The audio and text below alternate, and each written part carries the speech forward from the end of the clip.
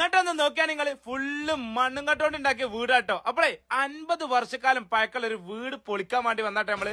മക്കളെ ഒരു വീട് പൊളിച്ചാൻ വേണ്ടി വന്നാ പൊളിച്ച് ഏകദേശം ആയിക്കണ്ടോ. അങ്ങോട്ട് നോക്കിയാ നിങ്ങൾ ചെക്കന്മാരോ എന്താ സ്പീഡ്. നോക്കട്ടാ മുസ്തഫ എന്തെന്ന് പരിപാടി? എന്റെ വാർഡില് ഒരു വീട് പൊളിക്കണം എന്ന് പറഞ്ഞു. പാവപ്പെട്ട ഒരാളെ വീടാണ് പൊളിക്കണം എന്ന് പറഞ്ഞു. വൈകാണ്ട് ഗ്രൂപ്പിലൊരു ഒറ്റൊരു വോയിസ് അയച്ചിട്ടുള്ളൂ. അത് പറഞ്ഞെത്തി നമ്മളെ വൈകാണ്ട് ടീം ചെക്കന്മാരല്ലേ.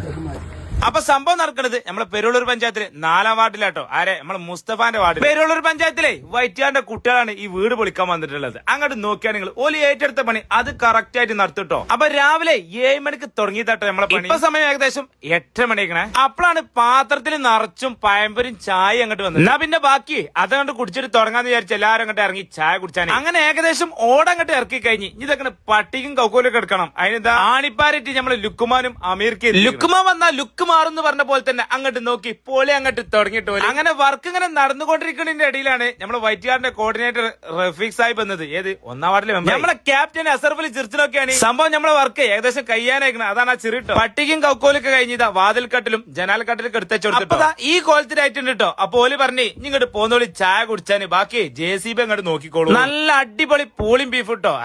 എന്താ ടേസ്റ്റർ അടിപൊളി പറഞ്ഞ അടിപൊളി. അതങ്ങോട്ട് കഴിച്ചാണ് ഞങ്ങൾ അവിടുന്ന് പിരിഞ്ഞിട്ടാ. അപ്പൊ നമ്മൾ ഈ ദൗത്യത്തിന് 10-12ഓളം വൈറ്റാടങ്ങൾ വന്നിട്ടോ. എല്ലാവർക്കും അഭിനന്ദനങ്ങൾ. എന്നായിക്കോട്ടെ.